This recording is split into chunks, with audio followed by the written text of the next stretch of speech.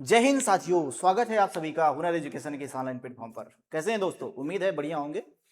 साथी, आज हम बात करेंगे संविधान में, और आप देख पा रहे होंगे शेड्यूल, भारतीय संविधान की अनुसूचियां। साथी, आ जाइए क्लास में जल्दी से और शेयर कर दीजिए सबसे पहले, और लाइक कर दीजिएगा। साथी, एक लाइक आपका मोटिवेशन बढ़ाता है और बेहतरीन बनाएंगे इस क्लास को, मजा आ जाएगा। और रटना नहीं, आज पूरी याद करके जाएंगे हम लोग, है ना। पूरी तरह से याद हो जाएंगी, समझ लेना। और ये अनुसूचियां तो जो कि पूछा जाता है, और एक नंबर तो पक्का है यहाँ से। तो जल्दी से आ जाइएगा और बात करते हैं हम लोग अनुसूचियों के बारे में। ठीक, भारतीय संविधान की अनुसूचियां एक बार पढ़ो, हमेशा के लिए याद हो जाएंगी। आ जाओ। तो याद करना कैसे है, हम लोगों को समझना है। अनुसूचियां, शेड्यूल, भारतीय संविधान की अनुसूचियों के बारे में चर्चा होगी। पहली अनुसूची, पहले थोड़ा सा डिटेल में जाएंगे, इसके बाद में हम रिवीजन करेंगे। ठीक, याद रखेंगे। आइएगा सर, प्रथम अनुसूची है साथी, क्या? राज्यों का नाम एवं उनके राज्य क्षेत्र। राज्यों के नाम के बारे में, उनके राज्य क्षेत्र कहां कहां तक है, इसके बारे में पहली अनुसूची कहती है। राज्य, संघ राज्य क्षेत्रों के नाम और उनकी सीमाएं कहां कहां तक फैली हुई है, इसके बारे में बताता है। तो क्या जाना? राज्यों के नाम, उसके राज्य क्षेत्र के बारे में पहली अनुसूची कहती है। राज्यों के नाम, उसके राज्य क्षेत्र, पहली अनुसूची कहती है। दूसरी अनुसूची, निम्नलिखित पदाधिकारियों के वेतन एवं भत्ते। तो याद रखेंगे शॉर्ट फॉर्म में वेतन और भत्ते, वेतन और भत्ते। ठीक है, तो वेतन, भत्ते और पेंशन के बारे में ये जो प्रावधान जुड़ा है। किसका वेतन और भत्ते? अरे वेतन और भत्ते तो दिया जाएगा, लेकिन अब साथी इसमें इंपॉर्टेंट तथ्य है कि अब आप तो याद रट लिया भाई साहब, वेतन और भत्ते दूसरिया, वेतन और भत्ते तीसरिया, इस तरह से दूसरी तीसरी पहली। लेकिन पहली में क्या, संघ और राज्य क्षेत्र बताया, और दूसरी में वेतन और भत्ते कैसे, किसके किसके?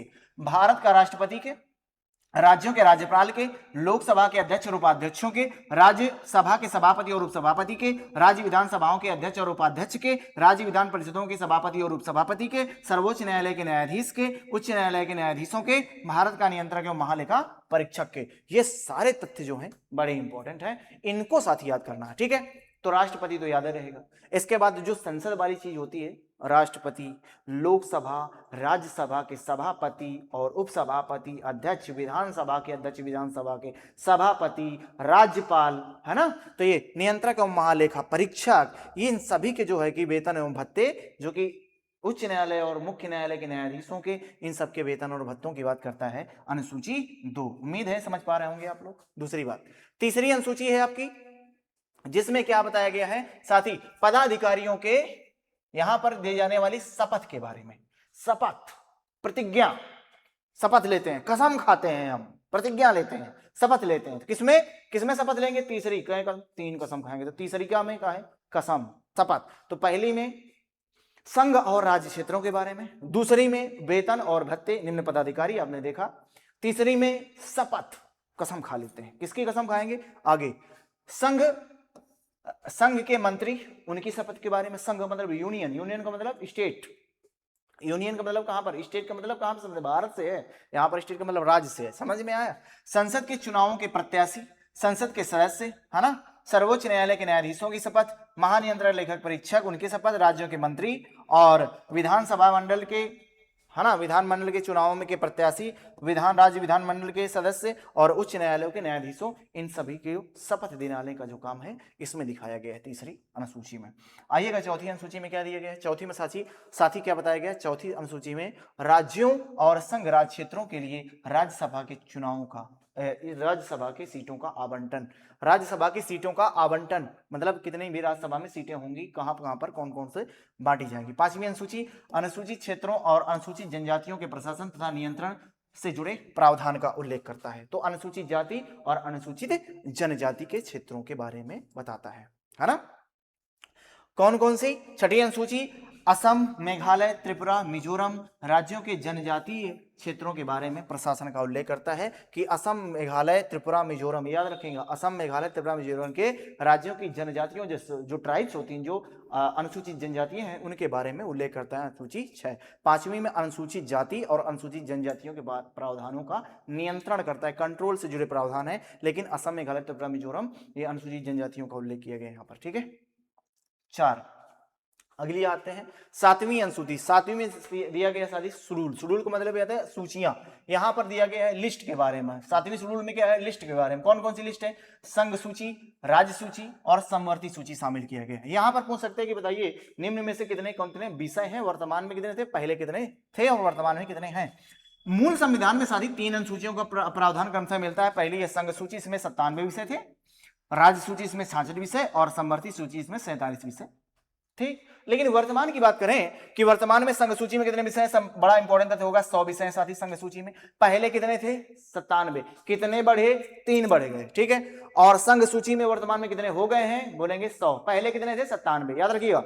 दूसरी अनुसूची, दूसरी जो सूची है इसका नाम है राज्य सूची, जिसमें राज्यों के विषय के बारे में बताता है, जिसमें कितने हैं, पहले कितने थे साथी 66, अब कितने हो गए हैं 61, कितने घट गए हैं 5, तो पहले में 3 बढ़े, दूसरी में 5 घटे। इसके बाद समवर्ती सूची, तो समवर्ती सूची में कितने विषय थे साथी 47, वर्तमान में कितने हैं, बोलेंगे 52 विषय हैं। पहले कितने थे 47, अब वर्तमान में कितने हैं साथी 52 विषय हैं। इस बात को भी याद रखिएगा। क्या समझ पा रहे हैं आप लोग, ये 97, इसके बाद 67, फिर 47, फिर 100, फिर 61, फिर 52, ये जरूर याद रखना, ये पूछा जाएगा, याद रखिएगा। चलो आगे बढ़ो।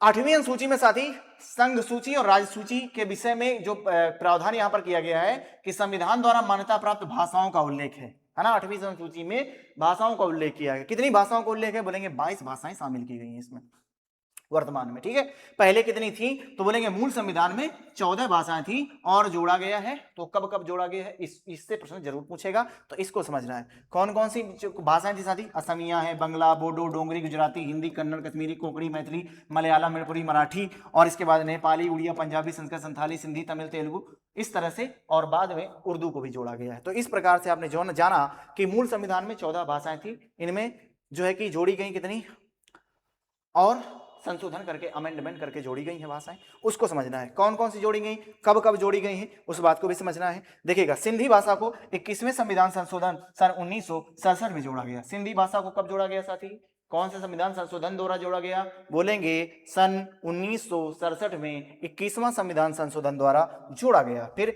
21, 71, 92 तक है। 21, 71 1 1 और 2 होता है, और 7 और 2 9 होता है। 21, 71, 92 याद रखिएगा, 21, 71, 92 में जोड़ा गया, संविधान संशोधन हो गया। लेकिन 67 और 92 2003, ये समय याद रखेंगे। सिंधी को 21वें संविधान संशोधन 1967 द्वारा, दूसरी कोंकणी, मणिपुरी और नेपाली 71वें संविधान संशोधन द्वारा, और इसको जोड़ा गया 1992 में जोड़ा गया इसको साथी। और बोडो, डोंगरी, मैथिली और संथाली, बोडमास कह सकते हैं, बोडमास है ना, इसको ऐसे बोडमास जो सूत्र होता है उस तरीके से, बा से बोडो, डा से डोंगरी, मा से मैथिली और संथाली, बोडमास। तो 92वां संविधान संशोधन सन 2002 के द्वारा जोड़ा गया है। इन 4 को, 3 को कोंकणी, मैथिली, नेपाली, है ना, नमक से याद रखेंगे। सिंधी तो याद रखेंगे, इसका सूत्र रख सकते हैं नमक, और इसको लिख सकते हैं बोडमास, बोडमास याद रखेंगे। बा से हो जाएगा बोडो, डा से हो जाएगा डोंगरी, और माँ से हो जाएगा मैथिली, और सा से होगा संथाली, ना से हो जाएगा आपका नेपाली, और माँ से होगा मणिपुरी, और का से होगा कोंकणी, इस तरह से। ठीक है, तो तीनों संशोधन और कौन कौन सी भाषाएं जोड़ी गई उनको याद रखेंगे। 4, 3, 7 और 2, 9, तो कितनी हो जाएंगी साथी, इस प्रकार से जो भाषाएं हैं आप लोग याद कर पाएंगे। वर्तमान में तो कितनी भाषाएं हो गई हैं मान्यता प्राप्त, बोलेंगे 22 भाषाएं। ठीक है, अब आइए 9वीं अनुसूची की बात करते हैं। तो 9वीं अनुसूची में क्या बताया गया है, बोलेंगे ये सबसे पहले संविधान संशोधन द्वारा जोड़ा गया। पहला संविधान संशोधन कब हुआ साथी, सन 1951 में पहले संविधान संशोधन द्वारा 9वीं अनुसूची को जोड़ा गया।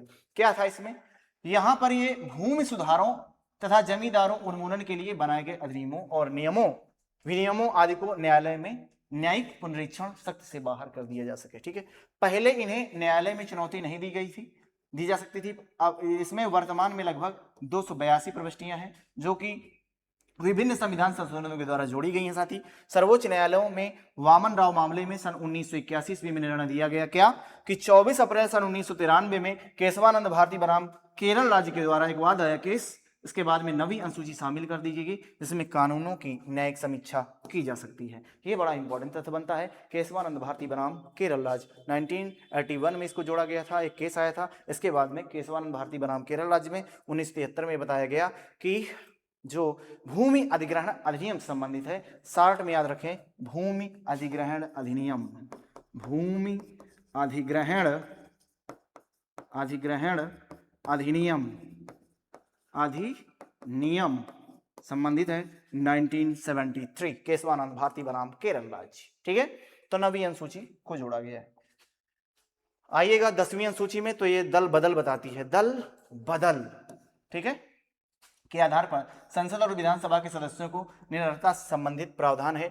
इस अनुसूची में 52वें संविधान संशोधन के द्वारा सन 1985 के द्वारा जोड़ा गया है। बड़ा इंपॉर्टेंट तथ्य बढ़ाया गया कि दल बदल सूची को कब जोड़ा गया, बोलेंगे 52वें संविधान संशोधन सन 1985 के द्वारा जोड़ा गया। 91वें संविधान संशोधन सन 2002 के द्वारा इसमें संशोधन भी किया गया और इसमें दल बदल विरोधी कानून भी बनाया जा सकता है। याद रखेंगे, इंपॉर्टेंट तथ्य है। चलिएगा आगे बढ़ा जाए।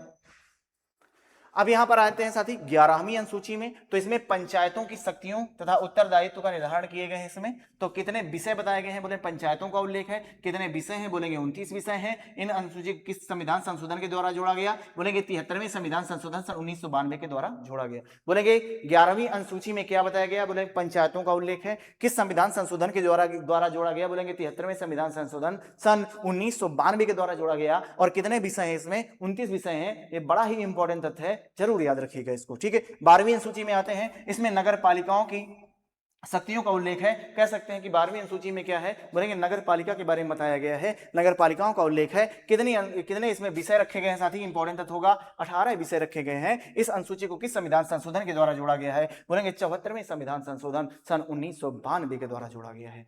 तो 11 और 12, 10 और 9, ये जो 4 अनुसूचियां हैं साथी, जिनको संविधान संशोधन के द्वारा जोड़ा गया है, इनको जरूर रट लीजिएगा, इनको जरूर समझ लीजिएगा। रटना मैं नहीं कह सकता हूं, आपको समझ के चलना है, क्योंकि समझने से क्या होता है, ज्यादा चीजें याद हो जाती हैं। रटने का मतलब है एक बार रट लिए और फिर से ना रिवीजन किया, भूल गए, तो इसको दोबारा रिवीजन करेंगे हम लोग। सबसे पहले देखिएगा, आप जानेंगे क्या कि पहली अनुसूची में क्या दिया गया था साथी, पहली अनुसूची संघ एवं राज्यों के क्षेत्रों के बारे में।